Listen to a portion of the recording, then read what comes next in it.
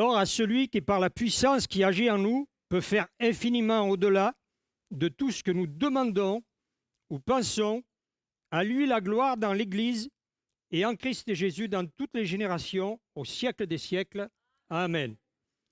Voilà, chaque fois que je serai là, je vous répéterai ce verset, en arrivant et en partant, parce que je pense que c'est une bonne chose qu'on puisse l'ancrer dans nos cœurs et qu'on puisse réaliser de plus en plus que Dieu peut tout faire en nous.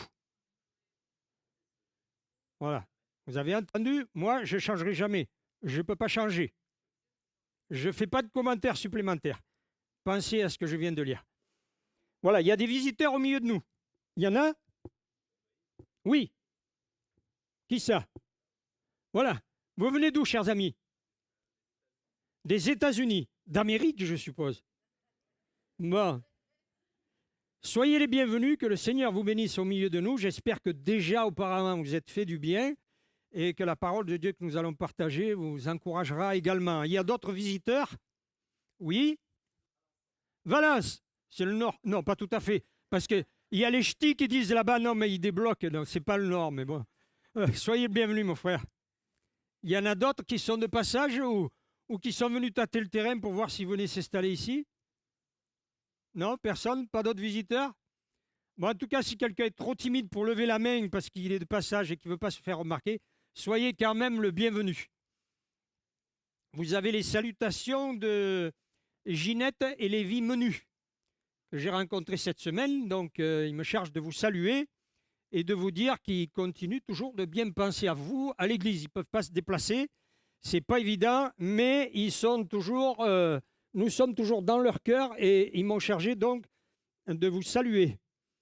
J'ai autre chose. Oui, à titre personnel, je ne l'ai pas fait jusqu'à présent parce que je savais que je devais me retrouver ce matin au milieu de vous. Comme l'a rappelé Kess, il y a un peu moins d'un mois, j'ai subi une intervention chirurgicale. Là, on m'a débouché la carotide. Regardez, je voulais remercier Dieu pour sa fidélité, pour sa présence, pour le fait qu'il a conduit toutes choses, et remercier chacun de vous aussi, l'Église et chacun en particulier, pour toutes vos marques de soutien, pour vos prières, pour vos messages, pour vos téléphones.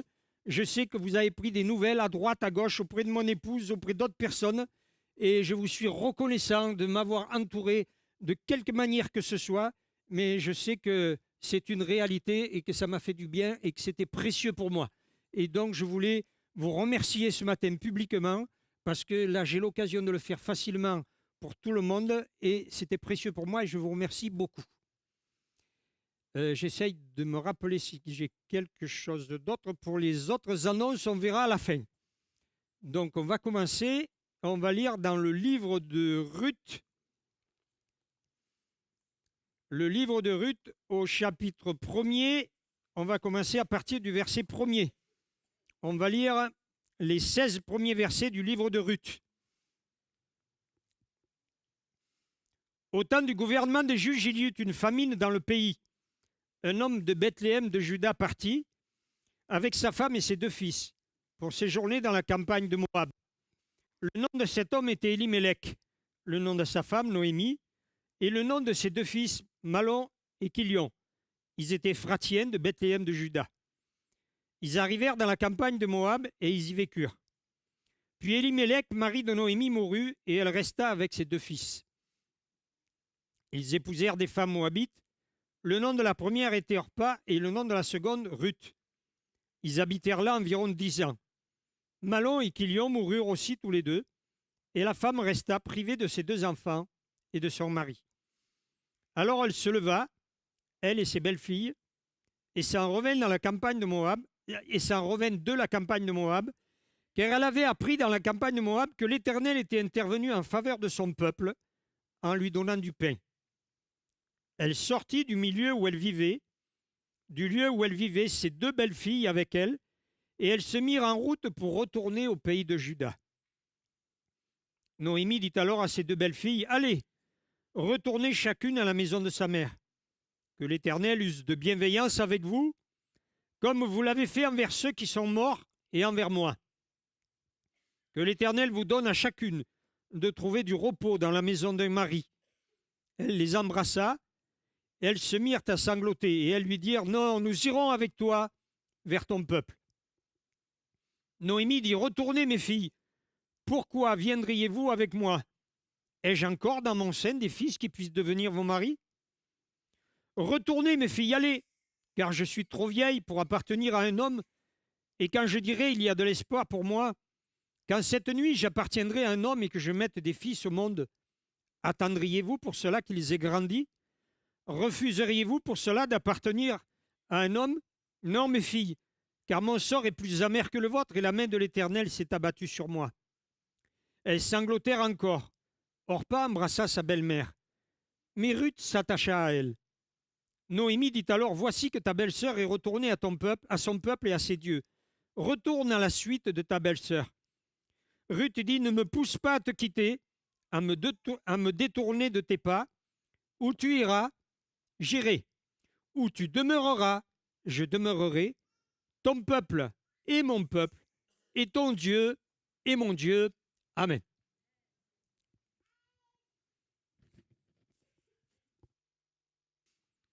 Voilà, nous allons partager quelques pensées sur ce texte, voir un peu de quelle manière voir les conséquences de nos actes.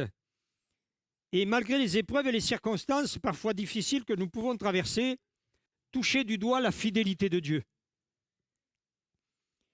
Ce texte nous explique qu'il y a une famine dans un pays, dans le pays d'Israël, dans le pays du Juda, et que cette famille a décidé de partir parce qu'elle n'avait plus de quoi manger à sa faim.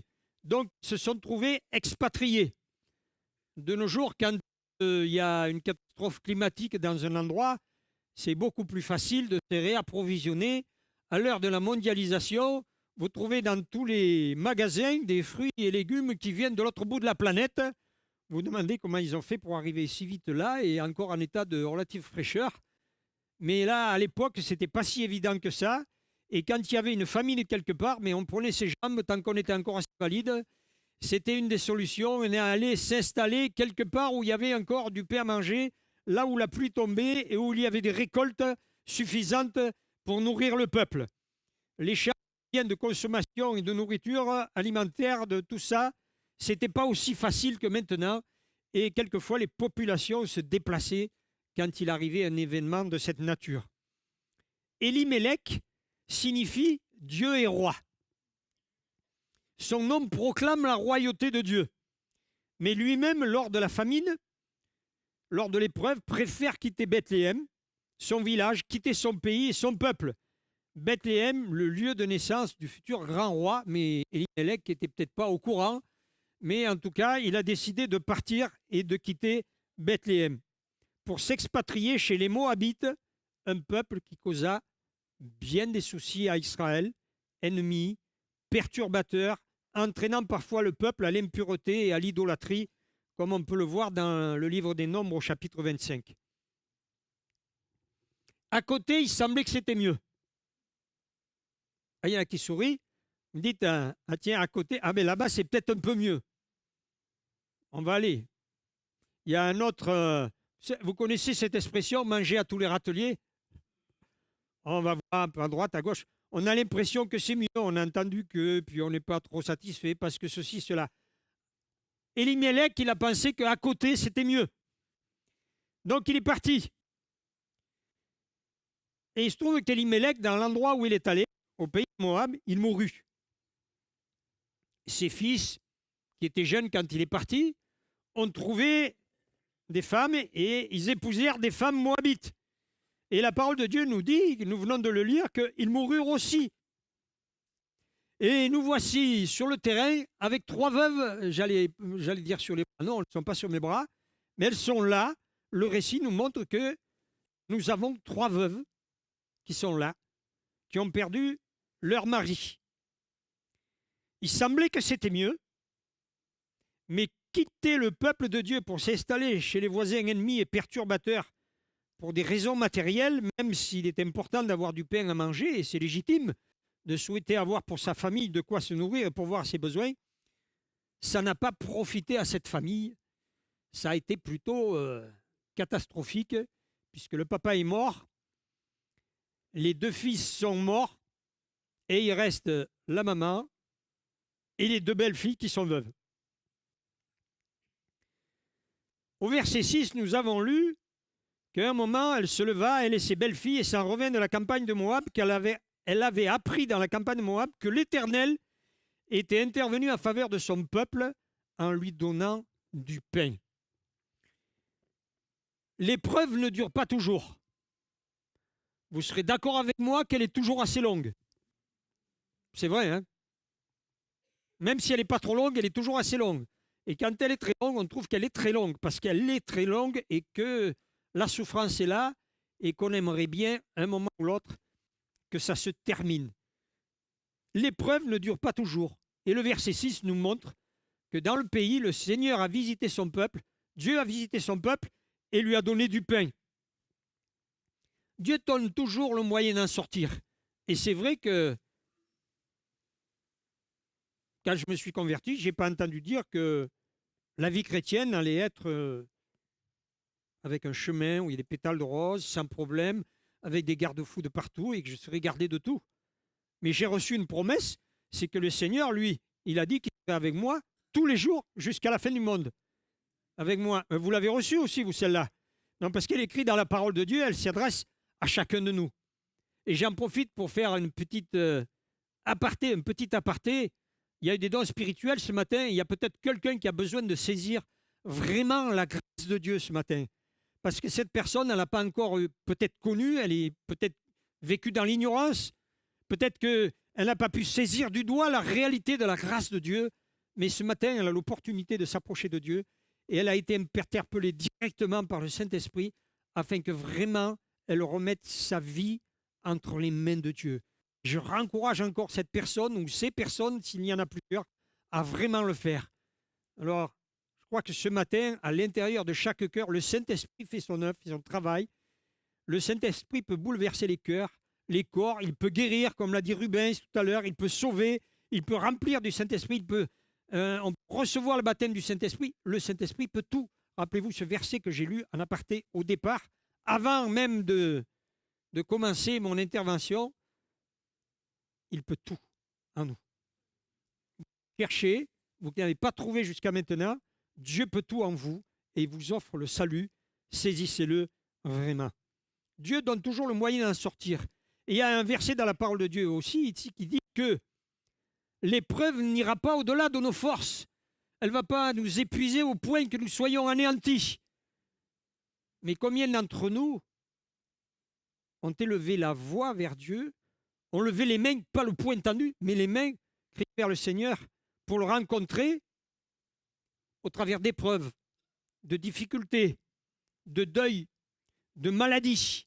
Beaucoup d'entre nous, j'ai entendu de multiples témoignages depuis 45 ans, et beaucoup ont touché du doigt la grâce de Dieu dans des moments de difficulté, dans des moments d'épreuve, dans des moments de souffrance, dans des moments de deuil. Et c'est peut-être pour vous le cas ce matin, mais c'est un moment favorable pour attraper, saisir la grâce de Dieu et la prendre pour vous. Le Seigneur ne permet pas que les épreuves aillent au-delà de nos forces et nous anéantissent. Au chapitre 16, au verset 16, dans la seconde partie, Ruth dit à sa belle-mère, qui voulait lui dire, mais qui lui disait, retourne à la suite de ta belle-sœur.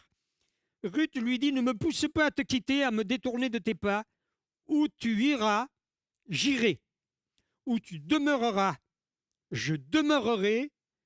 Ton peuple est mon peuple, et ton Dieu est mon Dieu. Ruth s'est attachée à sa belle-mère Naomi, qui signifie ma gracieuse. Ben oui, il y a des belles-mères qui sont charmantes et gracieuses.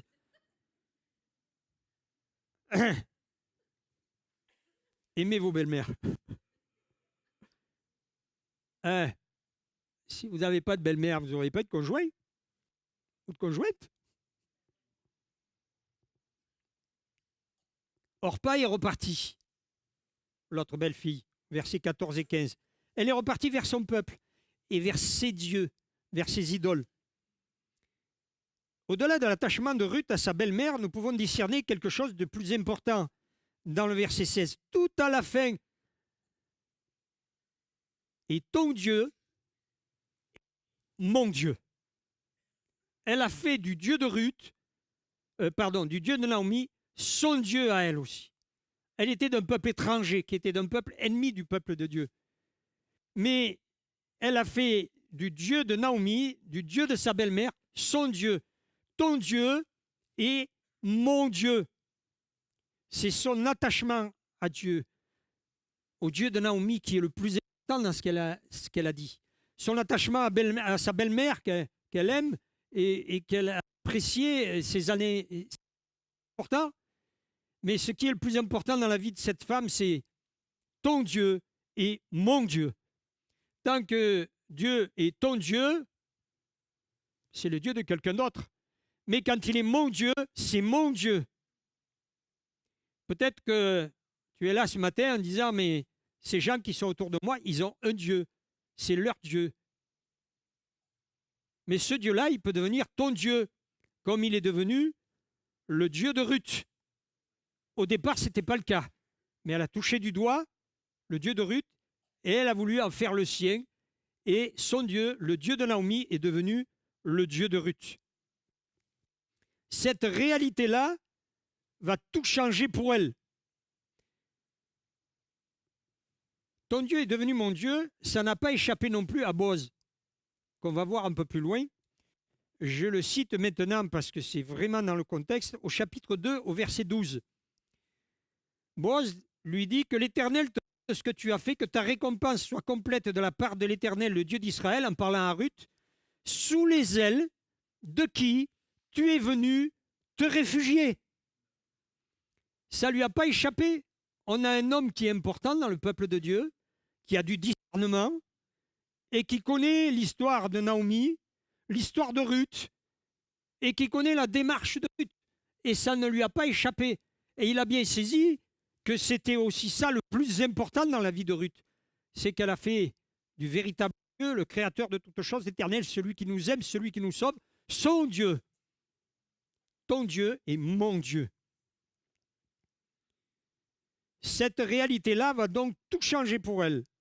Et on n'entend plus parler d'Orpa qui est retourné vers son peuple.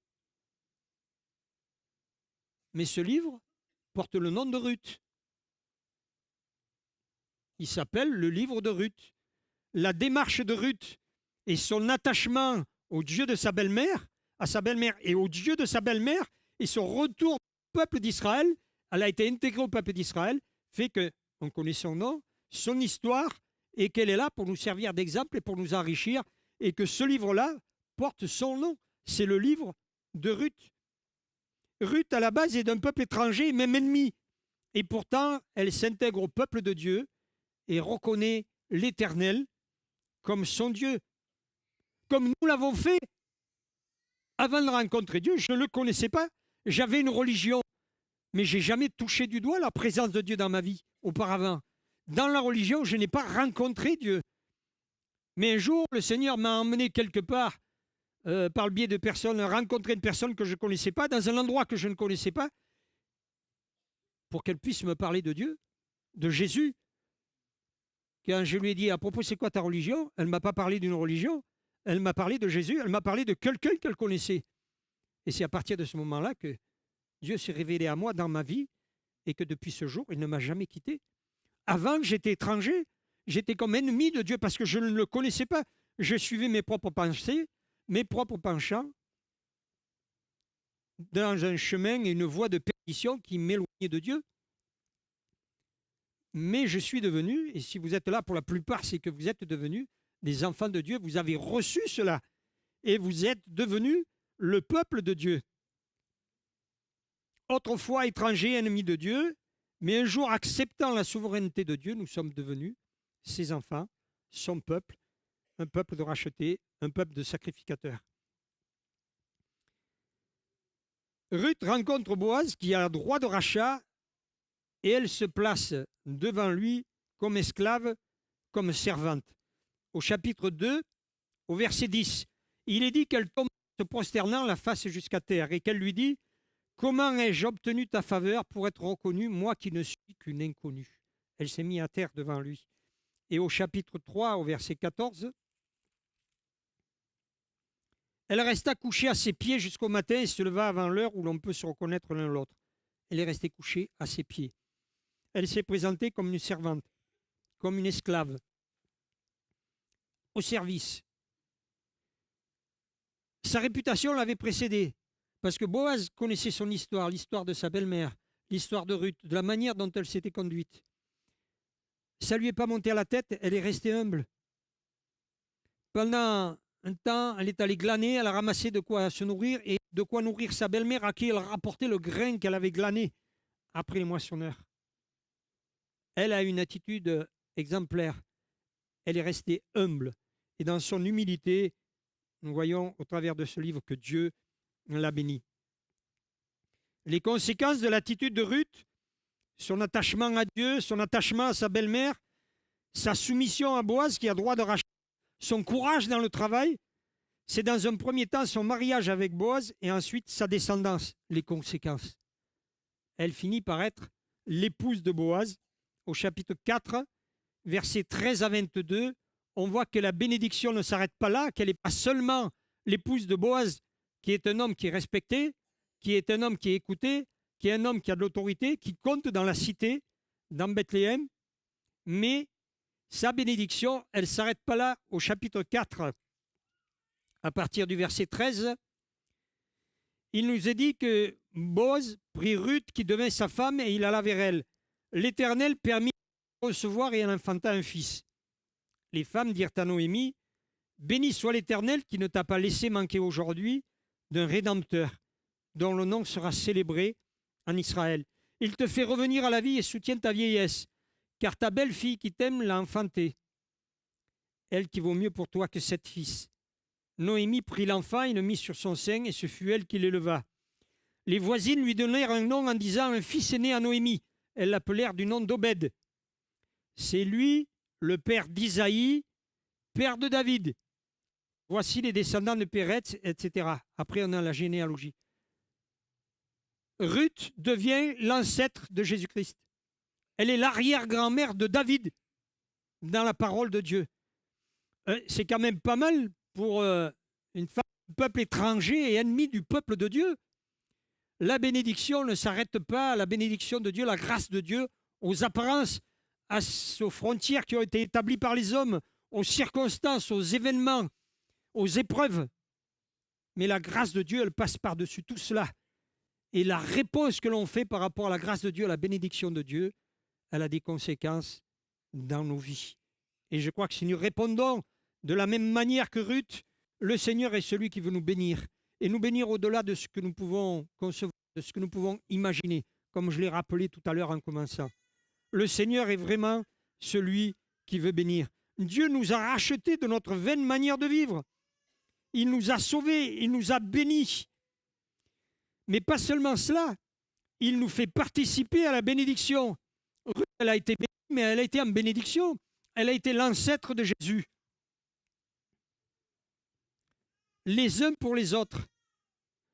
Nous avons été rachetés, bénis, sauvés, et nous sommes accompagnés chaque jour que Dieu fait par la présence de Jésus-Christ, par le Saint-Esprit, pas seulement pour recevoir, c'est une bonne chose, et amen que nous recevions, mais pour donner et pour partager ce que nous avons reçu. Qu'as-tu que tu n'aies reçu? C'est écrit aussi dans la parole de Dieu. Nous devons partager, faire connaître ce que nous avons reçu. Et Ruth, elle a été de celles qui ont partagé. Elle a partagé avec sa belle-mère. Elle a eu un comportement exemplaire. Elle a reçu la bénédiction. Mais elle a été une source de bénédiction pour ceux qui ont été autour d'elle et pour ceux qui sont arrivés après elle. Sa descendance a été bénie.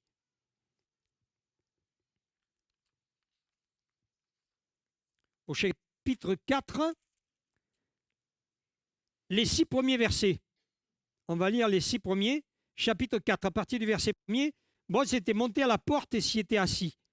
Or, voici que celui qui avait devoir de rachat et dont Boaz avait parlé, vint à passer. Boaz lui dit, approche-toi, assieds-toi ici, toi un tel. Il s'approcha et s'assit. on voit l'autorité de Boz et son importance dans la communauté. Boz prit alors 10 hommes parmi les anciens de la ville et dit: asseyez-vous ici. Et il s'assire. Puis il dit à celui qui avait le devoir de rachat: Noémie, revenue de la campagne de Moab, a mis en vente la pièce de terre qui appartenait à notre frère Elimelech. Et moi, j'ai pensé t'en informer et te dire: fais-en l'acquisition en présence de ceux qui siègent et des anciens de mon peuple. Si tu veux racheter, rachète. Si tu ne rachètes pas, déclare-le-moi, que je le sache, car il n'y a personne à part toi qui ait ce devoir. Je ne l'ai qu'après toi. Il répondit: c'est moi qui rachèterai. Boaz dit: le jour où tu acquerras le champ de la main de Noémie, tu l'acquerras en même temps de Ruth la Moabite, femme du défunt, pour maintenir le nom du défunt sur son héritage. Celui qui avait le devoir de rachat répondit: je ne peux pas racheter pour mon compte de peur de détruire mon héritage. Rachète pour toi ce que j'ai le devoir de racheter, car je ne peux pas racheter. C'était des us et coutumes de l'époque. Un homme avait devoir de rachat avant Boaz. Il voulait racheter le bien de son proche parent pour garder l'héritage dans la famille, mais devait épouser la veuve pour engendrer avec elle des enfants masculins. Et ceux-ci devaient porter le nom du défunt et recevoir le bien de leurs parents en héritage. Parce que Dieu avait donné une terre, Dieu a donné une terre à son peuple, et il a donné à chaque tribu des terrains. Et ça ne devait pas sortir des clans, des tribus, du peuple d'Israël. Et l'héritage que Dieu avait donné était précieux pour chacun. Et il ne devait pas s'en défaire, ça devait rester dans la lignée descendante. Au verset 5 et 6, nous voyons que celui qui a la priorité sur le devoir de rachat, que nous venons de lire, il décline l'offre. Motif: de peur de détruire mon héritage. La peur est mauvaise conseillère. Cet homme s'écarte de son devoir pour préserver son héritage.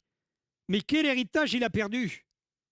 Ruth est devenue l'ancêtre de Jésus, puisqu'elle est l'arrière-grand-mère de David, la lignée dont Jésus est un descendant. Cet homme-là, dont on ne connaît pas le nom, et j'allais dire, il aurait pu être à la place de Boaz, et peut-être qu'on aurait son nom dans la parole de Dieu, et qu'il aurait été l'ancêtre de Jésus en tant que mari de Ruth. Il a préféré décliner l'offre et écarter, laisser son devoir de rachat, son droit de rachat. C'est Boaz qui a, j'allais dire, hérité de la bénédiction en quelque sorte. L'accomplissement du devoir, même s'il paraît risqué, engendre la bénédiction. Quelquefois, nous nous écartons d'un chemin que nous savons droit, parce que nous pouvons avoir de la crainte. Et on peut avoir des craintes. Hein. Qui c'est qui n'a jamais peur? Si quelqu'un lève le bras, ici, je vais dire, c'est un kamikaze. Hein. C'est normal qu'on ait des craintes, qu'on ait des soucis, des tremblements, de l'inquiétude. Il ne faut pas que ça conduise notre vie tous les instants, tous les jours. Le Seigneur est celui qui veut nous rassurer, qui veut mettre sa paix dans nos cœurs, qui veut vraiment nous apaiser, même dans les circonstances les plus difficiles. L'accomplissement du devoir, donc, même s'il paraît risqué, engendre la bénédiction. On doit passer au-delà de nos peurs ou de nos craintes. On connaît Ruth, on connaît Boaz, mais celui qui a refusé l'offre de rachat, on ne sait pas comment il s'appelle. Il a laissé passer la chance de sa postérité, en quelque sorte. Son nom n'est même pas cité. Et je vais terminer en rappelant les quelques points que je voulais laisser sur votre... avant que nous puissions prier quelques instants en conclusion de ce récit et de ces pensées que j'ai partagées avec vous. C'est que d'une part, à côté ou ailleurs, c'est pas forcément mieux que là où on est. Puisque si le Seigneur nous accompagne là où nous sommes, l'épreuve ne dure pas toujours. Elle a un terme. Et à un moment, le Seigneur nous permet d'en sortir. Et nous en sortons fortifiés, avec des bénédictions, avec des choses que le Seigneur a préparées pour nous. Ces passages que nous avons lus nous montrent aussi que Dieu est fidèle. moi, j'ai pu constater depuis toutes ces années, bon, ça fait un peu plus de 40 ans, 45 ans, même un peu plus, je peux le dire, Dieu est fidèle. Bon, j'entends quelques amens. Il y en a un certain nombre d'entre vous qui peuvent aussi dire Dieu est fidèle. Hein. Vous pouvez le dire si vous voulez. Je vais voir si vous arrivez à couvrir ma voix. Dieu est fidèle. Ça fait plaisir. Si quelqu'un n'est pas encore persuadé, il entend les voix de ceux qui sont assis à côté de lui pour vraiment réaliser que la fidélité de Dieu, c'est une réalité au quotidien et c'est des personnes qui vivent autour, qui sont à côté de nous, qui partagent notre quotidien dans les bons, dans les mauvais jours, qu'on croise dans la rue, qui sont assis sur la même travée que nous, qui peuvent dire Dieu est fidèle. L'attachement à Dieu, et là je rappelle que Ruth, elle s'est attachée au Dieu de sa belle-mère, son Dieu est devenu, le Dieu de Naomi est devenu son Dieu, l'attachement à Dieu engendre la bénédiction. Si on ne s'attache pas à Dieu et qu'on reste à l'écart, on peut dire je verrai plus tard, mais le lendemain ne nous appartient pas. Mais on se tient loin par une démarche personnelle, c'est une conséquence de notre voix, de la décision, de nos actes, on se tient loin de la bénédiction de Dieu. Si on ne s'attache pas à Dieu, mais qu'on s'en détache, qu'on reste loin, pour je ne sais pas quelle raison, on se tient loin de la bénédiction de Dieu. Il y a aussi ce verset que je n'ai pas lu, mais que vous connaissez tous, en plus il est très court, l'humilité précède la gloire. Ruth avait une bonne réputation, mais elle n'est pas arrivée là, Boz, c'est moi. Tu sais ce qu'on a entendu dire de moi, du bien que j'ai fait à ma belle-mère et tout ça. Elle est arrivée en toute humilité et elle s'est présentée comme une servante. Elle a glané derrière les moissonneurs. Elle a ramené à sa belle-mère de quoi manger. Elle s'est couchée, elle s'est devant lui, elle s'est jetée aux pieds de Boz et elle a été comme une servante. Et la parole de Dieu nous dit que l'humilité précède la gloire. Ruth a été élevée, elle a été intégrée au peuple de Dieu. Elle a épousé un homme qui comptait dans la cité où elle est revenue. Et elle est devenue l'ancêtre de Jésus. L'humilité précède la gloire. Honorer ses responsabilités, le devoir de rachat, par exemple, pour Elimelech,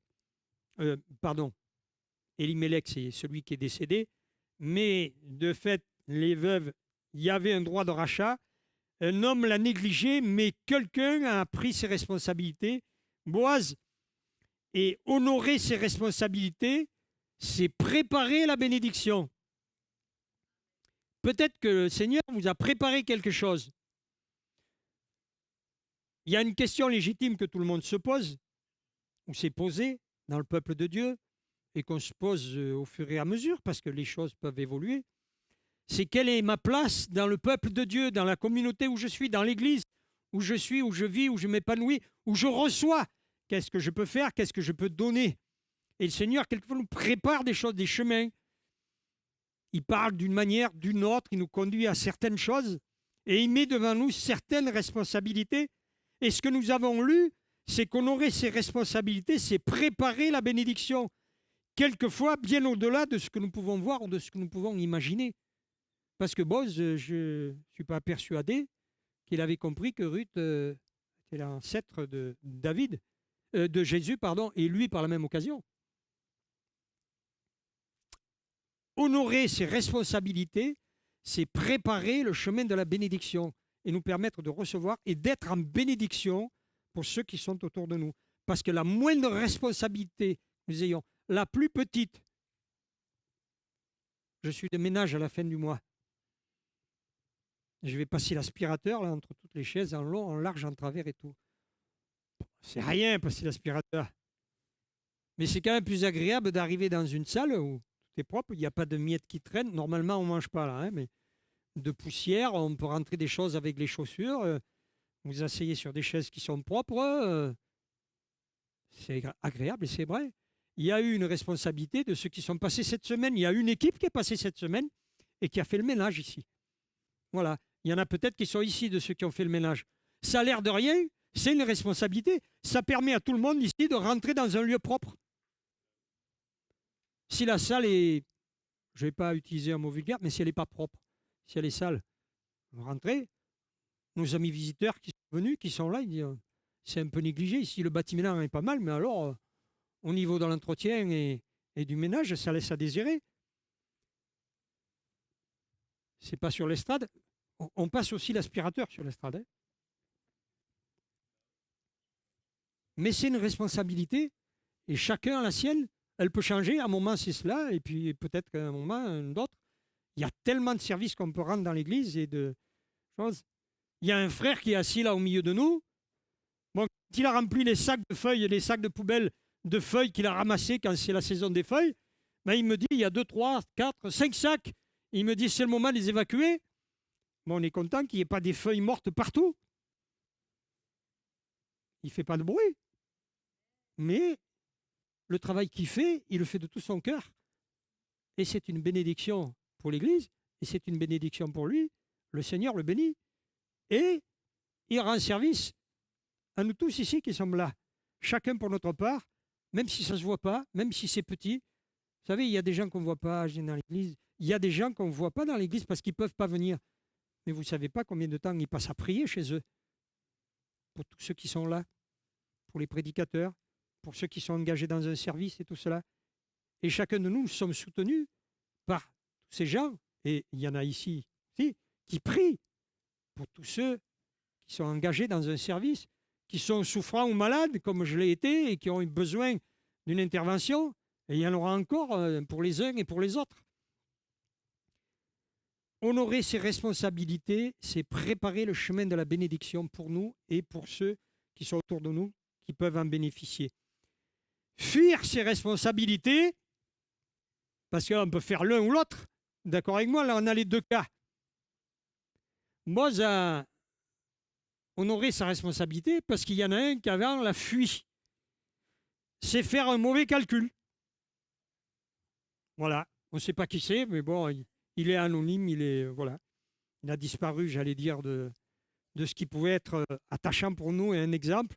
Mais la parole de Dieu nous montre que son nom n'a pas été retenu et qu'il a fui cette responsabilité. Donc, en toute chose, nos actes, les grands comme les petits, engendrent des conséquences. Que Dieu vraiment nous aide à demeurer fidèles. Amen. Seigneur notre Dieu, nous te bénissons, nous te rendons grâce parce que ta parole, elle est celle qui nous enrichit. Ce n'est pas moi, Seigneur, c'est ta parole. C'est ce que tu as préservé à travers les siècles. C'est le récit de ces hommes et ces femmes de Dieu qui ont honoré ta parole, qui ont honoré leurs responsabilités, qui ont présence, qui se sont attachés à toi, Seigneur, qui ont été fidèles, qui ont été humbles. Seigneur, nous te prions vraiment de nous aider à imiter ces gens qui honorent ton nom, qui ont reçu la bénédiction et qui ont été des canaux de bénédiction, qui ont su la partager, qui en ont fait bénéficier ceux qui sont autour d'eux et ceux qui sont arrivés à eux, peut-être même sans le savoir. Que dans ta grâce, Seigneur, tu nous encourages chacun pour notre part à suivre ces voies, à suivre ces pas que nous venons de partager. Et Seigneur, je te prie pour ces personnes qui peut-être ce matin n'ont pas encore saisi cette grâce que tu leur proposes, qui ont été interpellés, que Seigneur, dans ta bonté, tu les bouleverses, tu les sauves, qu'ils puissent saisir ce grand salut que tu leur as préparé, que tu veux leur donner maintenant, afin qu'ils puissent recevoir toute la bénédiction et les voies que tu as préparées pour eux. Merci pour ta fidélité, merci pour ta grandeur, Seigneur. Merci pour ta bonté à notre égard, pour chacun de nous, dans le nom de Jésus. Amen. Alors, je voudrais lire un dernier verset avant de passer aux annonces. Vous savez lequel? Or, à celui qui, par la puissance qui agit en nous, peut faire infiniment au-delà, je dis bien au-delà de tout ce que nous demandons ou pensons, parce qu'on demande des choses et il y en a qu'on pense qu'on ne demande pas. Il peut faire au-delà, qui agit en nous. À lui la gloire dans l'Église et en Christ et Jésus.